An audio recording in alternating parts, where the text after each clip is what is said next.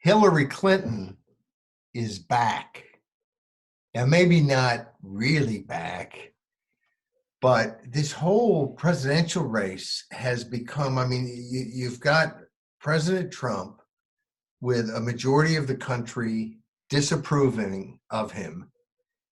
And yet, the Democrats, it's just hard to see anything, any candidate emerging who isn't pretty doggone unpopular enough to reelect an unpopular president. And as if to say that in spectacular form, the Epoch Times had a story where Hillary Clinton mentioned that she has been deluged with requests that she run for a third time to be president, and that she declined to rule that out.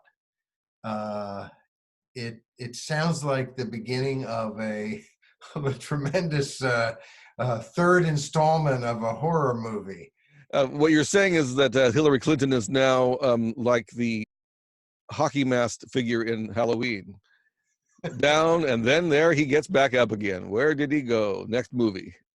Yes. It's just, the idea of Bloomberg getting into this race so late. And of course, there's a little bit of a discrimination against wealthy people, because part of the way you get into the debates is to raise money from lots of people in different states. Well, who wants to write a check and sacrifice so that Bloomberg can have money, or that Tom Steyer, who seems like, it's almost like you want to help Steyer out. He's only worth 1.6 billion. That's it. Bloomberg's worth 53 or 54 billion. So, we don't even know exactly what Bloomberg's worth, but the difference is about what Steyer's worth. The difference between whether it's 53 or 54 or whatever. So, this is, and it is funny that the Democrats' next debate looks like it will be an all-white debate, which, is no big deal because because I'm not interested so much in what somebody's skin color is. But it's somewhat interesting in that the Democrats are so big on, we must have, even if it's complete tokenism, we're going to have everybody represented, and that somehow makes it much, much better. The ideas that come forth if you have other people represented. And diversity, I kind of like diversity, makes things interesting. But that debate's not going to be so interesting. And of course, Bloomberg and Steyer are having trouble getting into these debates because they've got to find some way to get poor people to give them money. And it's tough.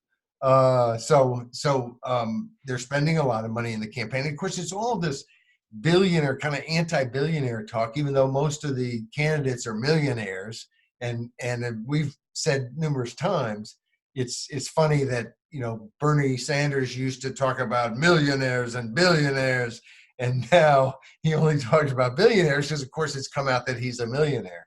So the Democratic field as a whole is pretty doggone interesting, comparing what's happening to what they say they believe. But you look at them individually, it's not much better. It's not any better.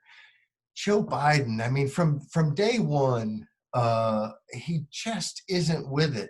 And of course, he's never been a good presidential candidate. He's run numerous times. He's never gotten anywhere. And he was picked as VP, and that seems to be his claim to fame, and that he's not as crazy as some people in Washington, which is true. But we refer to him as Mr. Magoo. He was talking about his leg hair, and he goes on these different rants. A man confronted him about what's his son doing with this job in Ukraine with an oil company, since he doesn't, an energy company, since he doesn't know anything about energy. And I thought that whole response was very canned, not real. I mean, it was canned, although it was delivered as if the can had been damaged in shipping. But Biden he's not with it, and I mean that. I don't know what his medical condition is, but he's just not. It's tough to run for president and have people asking you questions all the time and microphones in your face. I have respect for the physical demands and the mental demands, both, that any of these candidates are going through. But Biden is up in years, and whatever his age is, some people are going to be 102 and they're going to be sharp as a tack. And some people, they weren't that sharp at 7, much less at 77. So, but Biden, he can't really say sentences, and it's not just like George W. Bush, who had this amazing ability, sort of like his dad, to just mangle the sentence, But it's more that his thought process doesn't seem to be together, and he is not going to be president. He is not going to be president. And I've thought that from day one, and it's just not going to happen. And with Kamala Harris coming out, of course, he's now saying nice things about her, even though she was the first one to kneecap him. But you look to the next, Warren. Warren has stumbled kind of almost every time she's tried to humanize herself with a stupid beer stunt where she's going to drink a beer like she's one of the boys. And then she did the not that girls can't drink beer. I don't drink beer. My wife sometimes does. So we're writing the kind of cultural sexism that has been happening. But anyway, her Medicare for all. Some people liked it on the far left. When people started to look at the numbers, they didn't add up. It was a big problem. She all of a sudden changes it. And all of a sudden, so what does that say? It says to the people on the far left, maybe she's not committed to all those things, thank goodness. And it says to the people in the middle, ooh, she'll go anywhere, but who knows where she's going to start going after she's elected. It's a real problem because I think she's lost some credibility, and I don't mean that in a stilted way. I mean that in a very real way that people just don't trust what she says quite as much as they once did. Even if they disagree, they don't have the same feeling that maybe she's at least talking something she believes. And then you get to Sanders, who I just think is kind of Warren, except he says, I am a socialist. And I did take my honeymoon in the Soviet Union, which, all the Russia bashing these days, I still like Russia a little bit better than the Soviet Union. So, but not Mr. Sanders.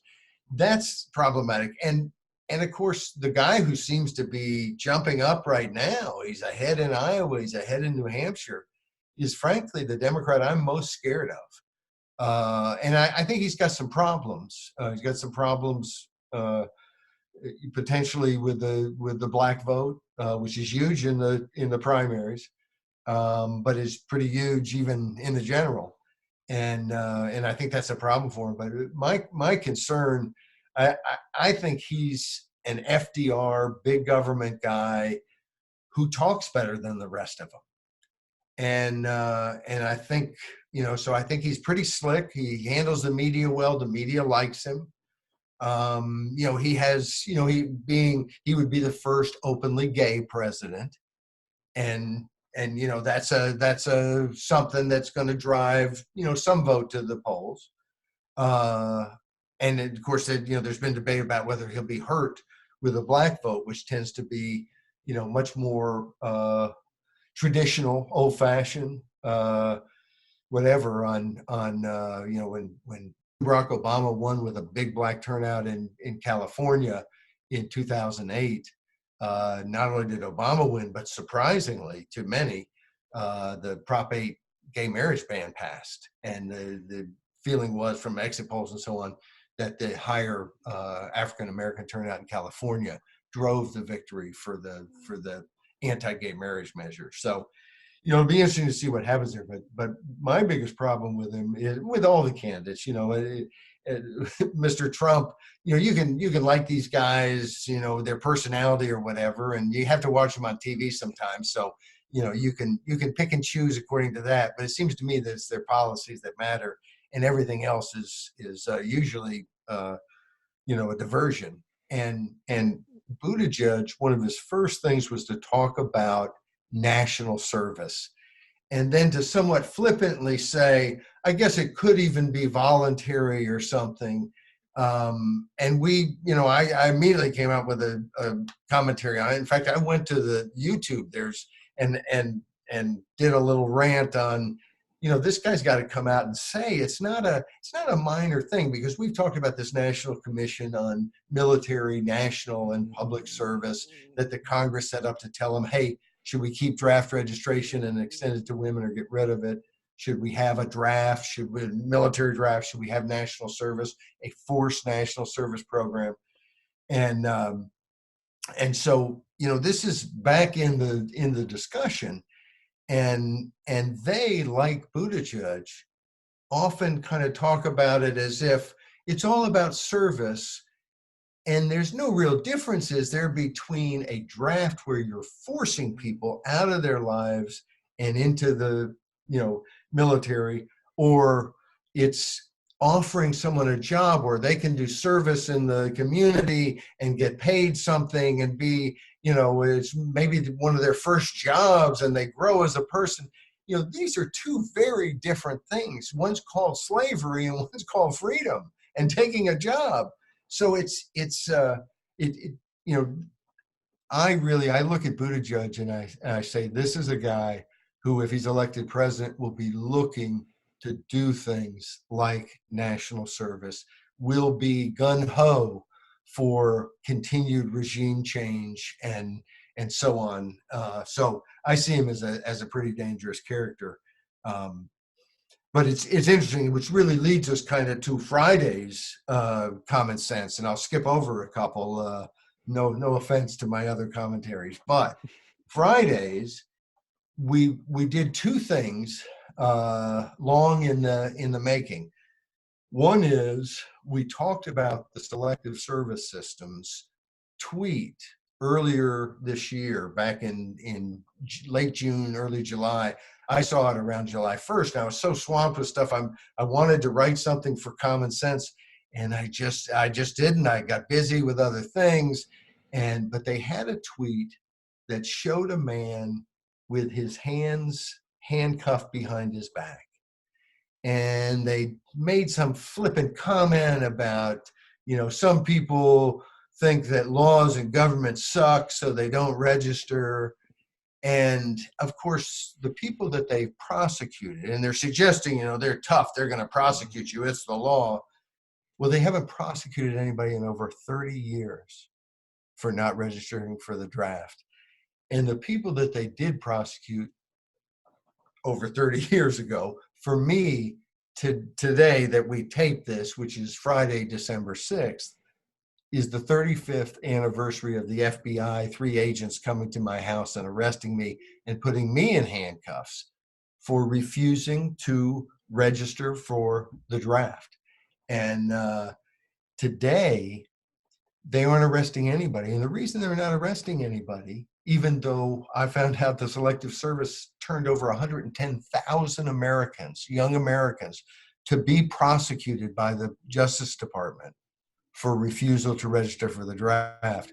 But they're not going to go after them, because they realize if they go after them, people are going to say, what are you doing? This is insane. Just like the 14 of us who, our reasons weren't that laws and government suck, man, dude, whatever.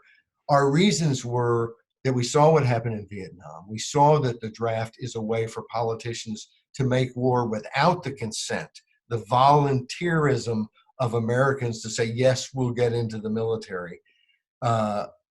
It's just the reasons are age old and heartfelt.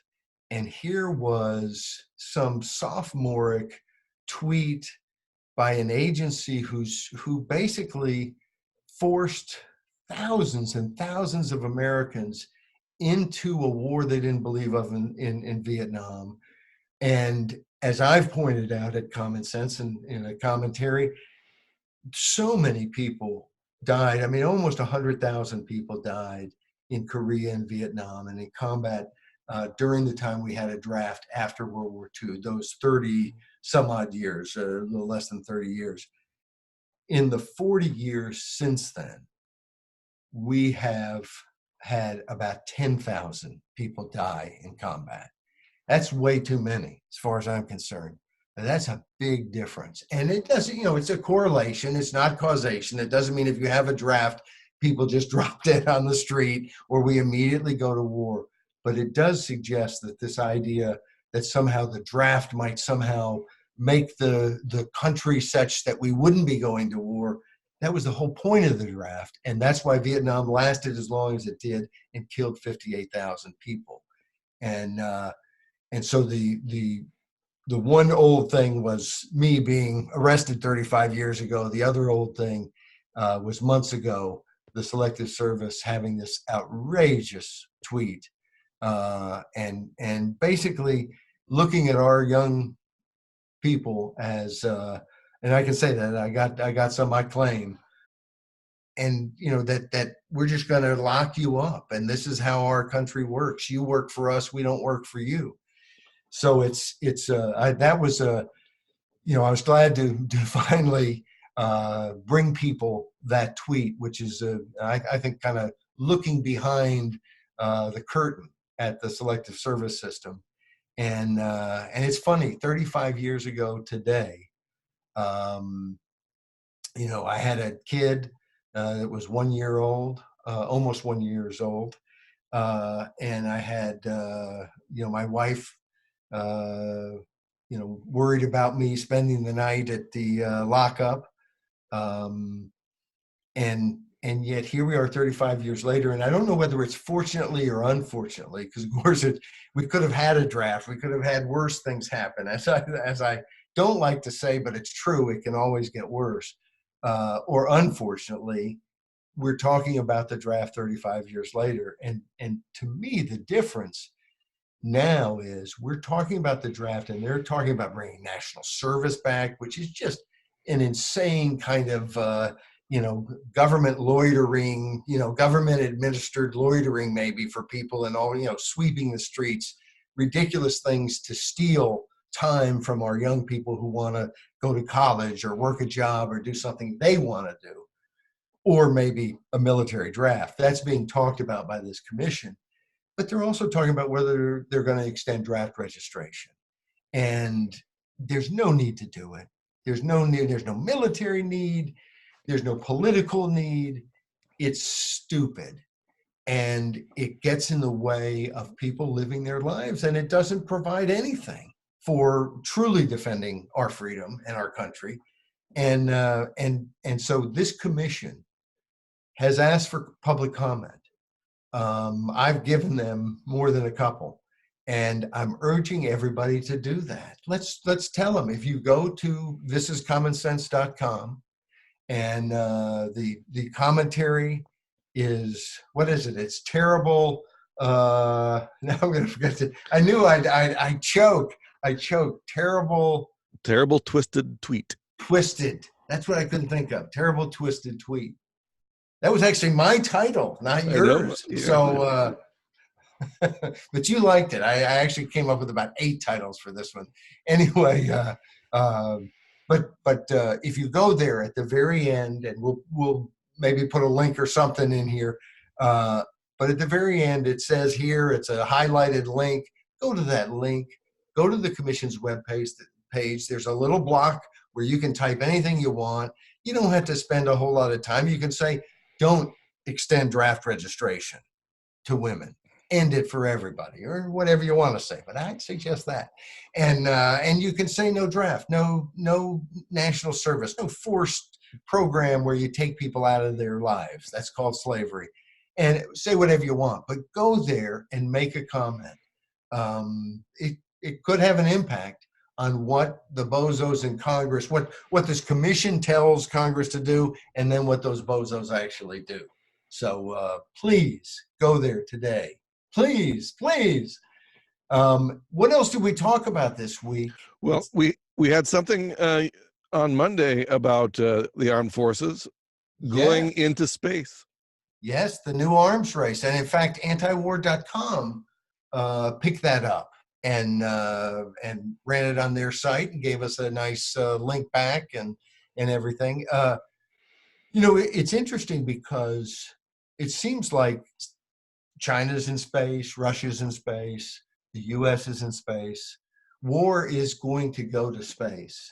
And so, I'm not a pacifist. I'm for America being able to defend ourselves. But we have a system today that we don't even really talk about, we as Americans, and what we want our foreign policy to do, how we should defend ourselves. These are issues that somehow are above the American people. We're lowly little serfs that we can think about taxes and civil liberties and so on, but all this requires some kind of security clearance or something, and that's a problem because we need to have a thorough debate about what kind of weaponry in space, and we need to be thinking about how we defend ourselves, because frankly, our leaders are not. They're thinking about how to fight 2.5 wars around the globe, and they're thinking about what's happening in the Middle East and whether they can intervene and what bases they have and so on.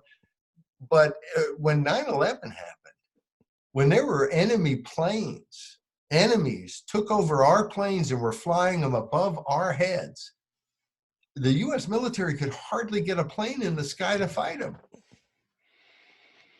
And that tells me that they don't have any real plans for what do you do when something like that happens. And mark my words, if it happens again, they still won't have any plans. They are forward looking, forward like outside of the country looking. And we need, as Americans, and maybe the American people say, look, we need to have all these bases. We need to do all this stuff. I'll lose the argument. Hey, I've lost arguments before. I've lost votes before. But we ought to have that discussion. And it permeates everything, because without that discussion, what is a new space force? It's a new pork barrel program. It's new crony capitalism. It's the military and industrial complex writ large, more spending, more money, and more internationalism in America, regime change, and so on and so on and so on. And that's really it. A good friend of mine, Eric O'Keefe, wrote a book about the draft called "Who Rules America," and that's his question is always, and he's right on this, is always who's in charge, whose decision, who rules America. And he, as I, would like to see the citizenry rule America, that within the limits that we've all saluted with the Constitution. And when people don't like parts of the Constitution, it's usually not the Bill of Rights they're complaining about, with a few exceptions of folks in Congress, but because who don't like the first or the second. But the we now I'm going to lose my thought. Weak. Well, you were talking about who's controlling, who's ruling, who's making the Right. decisions. So the whole thing is, if the American people are making the decision, it doesn't mean it's going to be to my liking, that I'll say it's wonderful. But it's the age old, I've said it on initiative and referendum. Do I trust the people? No. But I trust the people a whole lot more than I trust the politicians. And that is even more true when it comes to war and peace. And we've, as a country, our president can take us to war anywhere he wants, anytime he wants. That's got to change. That's not what the founders envisioned. And do we really think we can have a system like that that's so easy to go to war and maintain the type of freedom we have? I mean, look at what happened in Iraq. I think one of the stupidest things ever done in human history, not just American history. And we're going to have more wars like that. Look at what happened in Libya. And why? Because there's no pushback. In fact, Obama would have been able to bomb and maybe intervene more in Syria had he not, even after he drew the red line, said, I'm going to ask Congress. And I think he was looking for an out. Well, in many ways, most ways, I'm glad he was looking for an out. But we need more than a president looking for an out. We need a constitutional system. I don't want to be an empire that polices the world. Maybe the American people do. I don't think so. I really don't think so. But even if they do, they need to be engaged in this. In other words, let the American people make some of these decisions. And that's why we need to speak out on how we raise an army. That's why we need to speak out on foreign intervention and what we're doing around the world. And we need to be thinking about space defense or whatever defense we are going to have, instead of being some client, some constituent, some customer who's treated as shabbily as the worst corporation would treat somebody. That's good old government. It's even deeper than that, though, because who rules? Right now, they're going through an impeachment process in which it looks to me like the intent has all along been that some insiders really resent the fact that a president was going to change foreign policy, and there the interagencies policies were going to be put on the back burner or discarded. That seems to be behind this whole Ukraine nonsense. Well, and I think it's more than, I think from what I've read and seen, and frankly, I've tried to avoid as much of it as I can. But I think there is some desire among Trump to use his office to get them to do things like investigate Biden. Now, he's got what seems to me to be a reason, an excuse, and maybe it is 110% an excuse that, well, there was corruption, or at least I think there looked like there was, and blah, blah, blah, blah, blah. But the bottom line behind all that is there's also a desire to hijack this presidency, and there is a deep state. And one of the things that I think smart people have to do is to realize that just because one side is evil, maybe evil isn't the right word, corrupt, bad, malevolent, doesn't mean the other side's not. And in essence, Trump may have tried to do everything they're alleging. I'm not sure that they have enough to say for sure he did, therefore he's impeached and we're going to convict him in the Senate. And so a lot of it is, and people I respect think he should be impeached, yesterday. But I don't, because I think it's a huge mistake. It's not going anywhere. It's all about creating these rifts. And frankly, I don't think the American people are all that divided if they were focused on their agenda instead of the agenda of the politicians and the media. And those are big words, big groups. It's not every outlet, but in this whole narrative of the Trump administration, the entire time he's been in office, and I'm not sure he dislikes it. It may work for him, but the whole narrative has been Russia and now this and impeachment and can he survive, and he's not going to last a full term. And so, that's, I think, very troubling to people who voted for him and wanted him to shake up Washington. And it is a sign. I think we've seen the deep state is there. And most of us knew it was there before Trump, but I think it's more obvious. But it doesn't mean that Trump shouldn't respond to certain things. And doesn't have certain responsibilities where Congress is concerned, and he can go to court. They haven't wanted to go to court because I don't think they've wanted.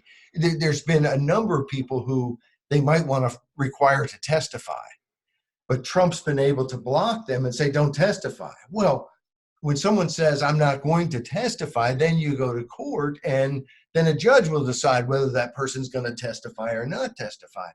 They haven't wanted to do that. And in part, the Democrats have not wanted to take administration people to court because it will take time.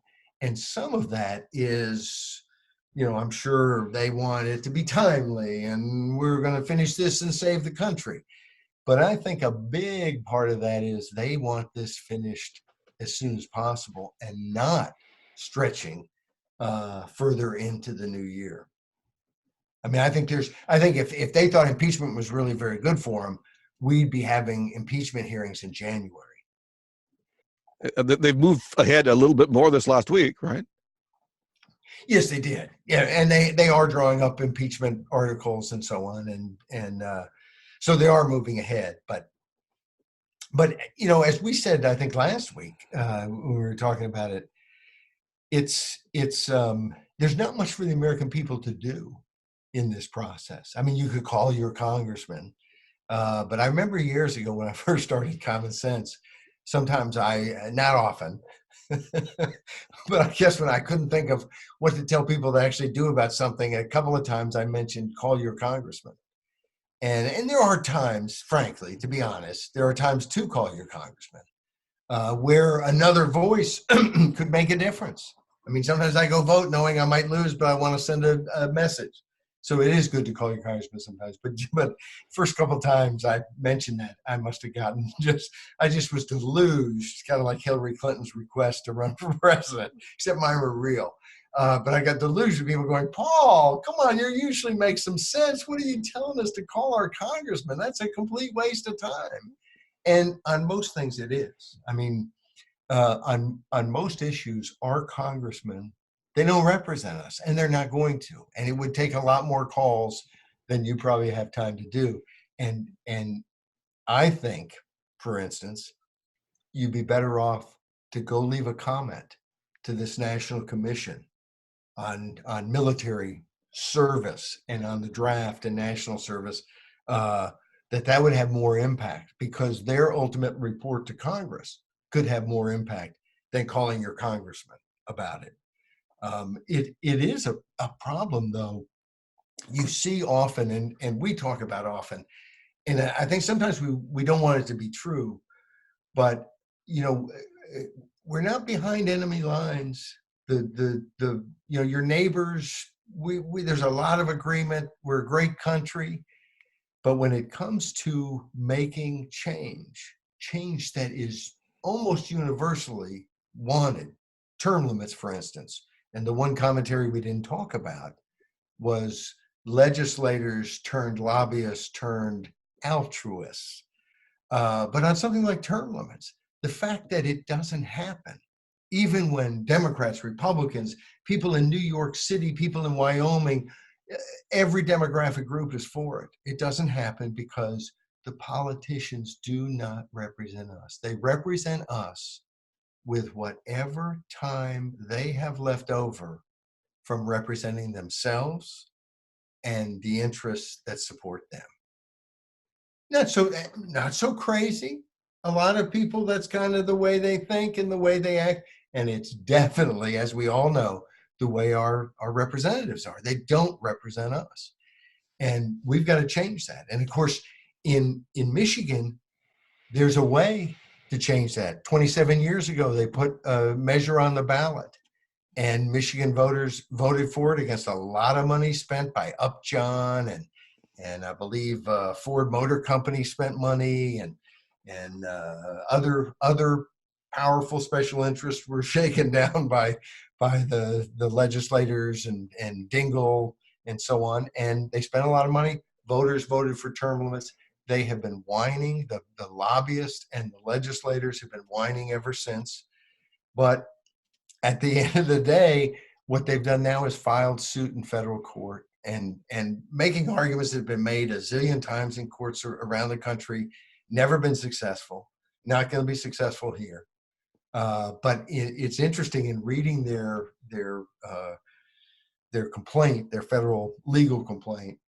One of the things they talked about is how term limits are a disaster because people can't gain enough skills to legislate with the tremendous legislative skill of states like New York or Illinois or New Jersey, where they don't have term limits and where there's, gee, wait, there's a lot of corruption there, but they don't legislate as well as like Congress. Congress doesn't have term limits. Look how great. Oh, wait. Anyway, so, but interesting enough, as they talk about all the great, all the problems they've had, that they just can't gain that expertise, they also listed all the bills that supposedly these folks had passed and made into law while they were in the legislature. I guess to say, wouldn't you want them back? Except it was while they were in the legislature working under term limits. So it just is amazing the way that they talk about these things. And at the end of the day, the only real reason they have that they don't like term limits is they want to stay in power.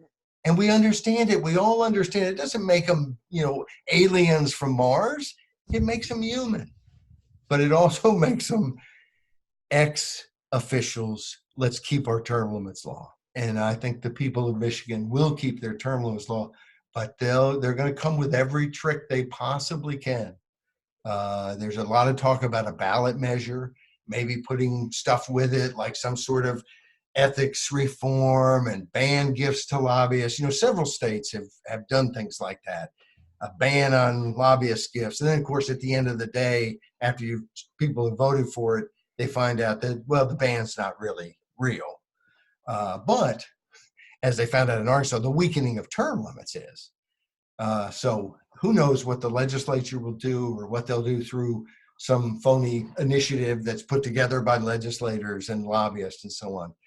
But that's, that issue of term limits, to me, is kind of the canary in the coal mine. If you can limit your elected officials, you've just demonstrated that citizens do control their elected officials. If you can't, even with 70 and 80% support, then you're not in control. Your elected officials are in control. And you tell me how free a country that is, where citizens cannot control something as simple, as straightforward, and as universally supported. We have a lot of work to do in America. Well, that's for sure. But you shifted from the federal realm to the state realm there a moment ago.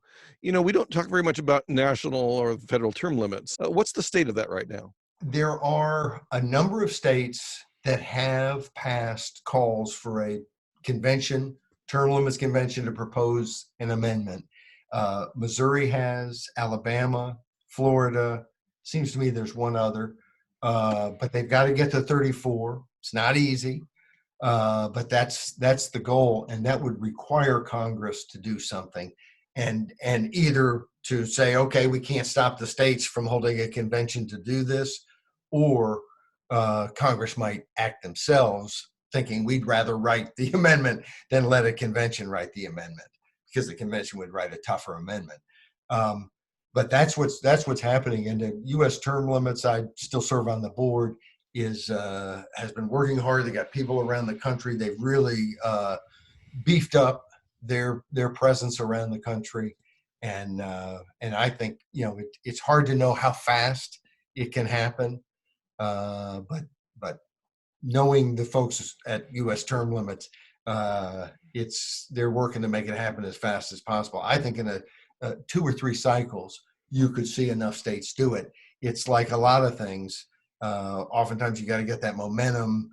So many events in politics are watershed events where you're pushing, the water is pushing against the wall, and then, the watershed breaks, and boom, things can happen fast.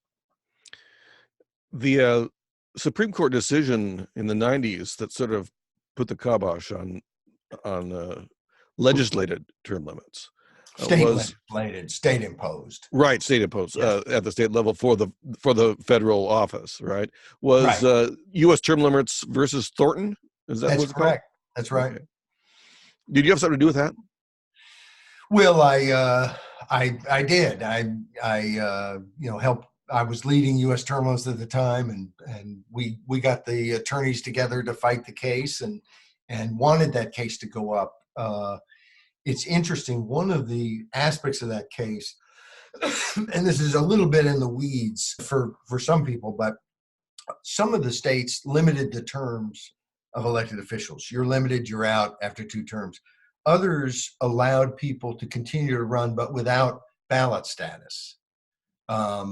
And that states had more power to control ballot status than actual ability to run.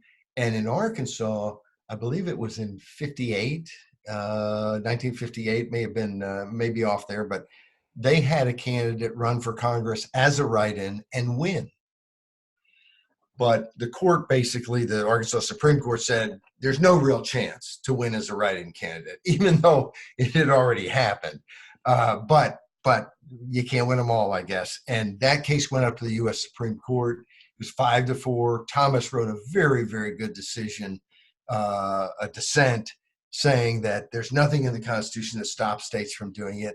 And there's actually a section in the Constitution, and I would have years ago known exactly what section, and so on, but I don't at the moment. But it basically says that the states control their elections and that Congress has the power, if it doesn't like an election rule that a state has made, to overrule that rule.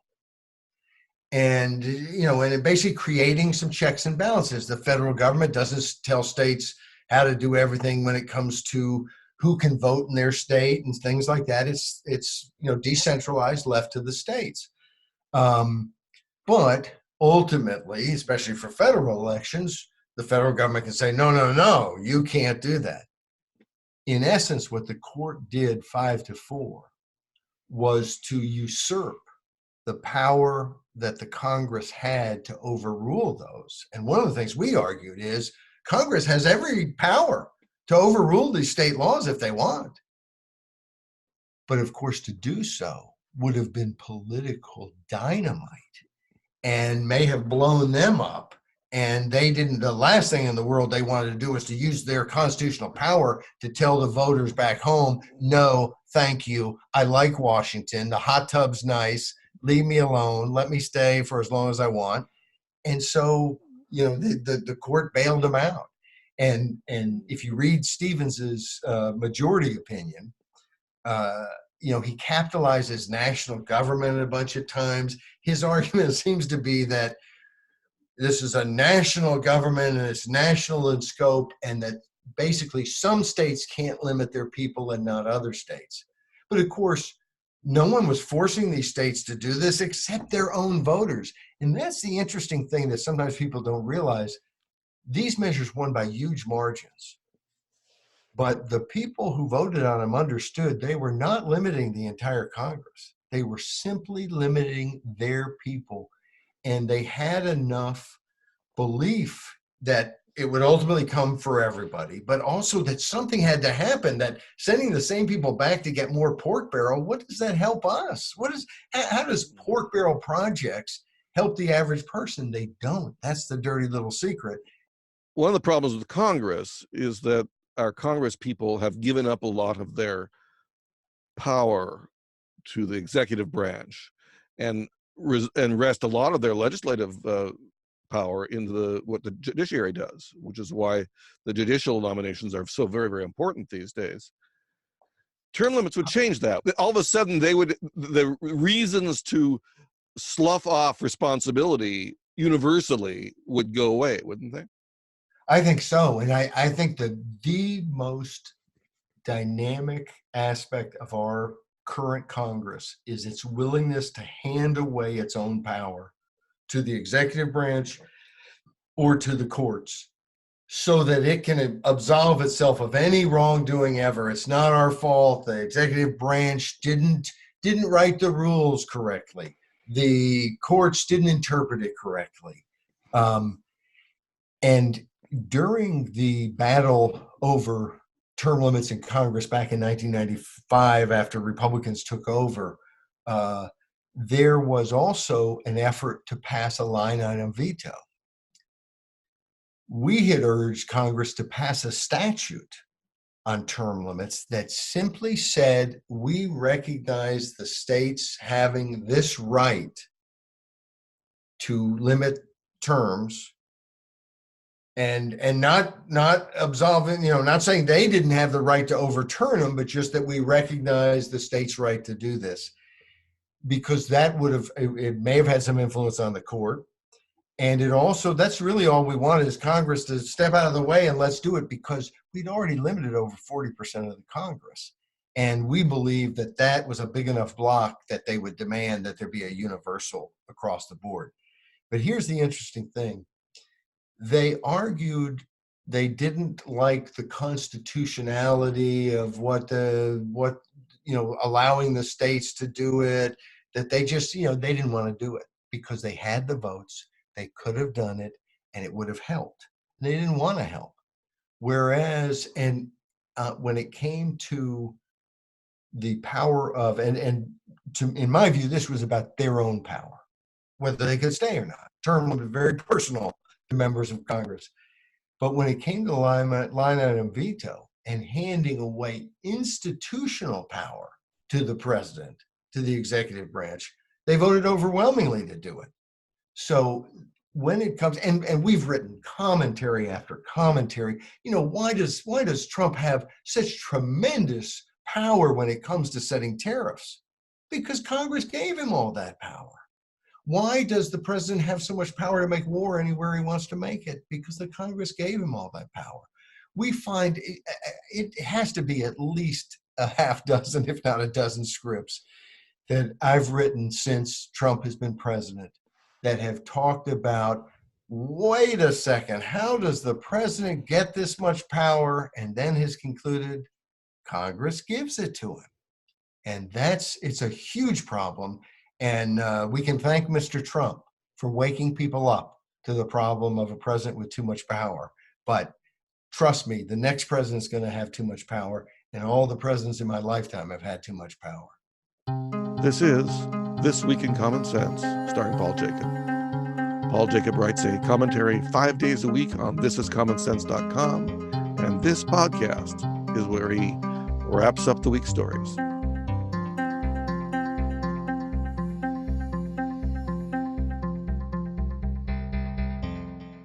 Please go tell this National Commission what you think about the draft registration, forced national service.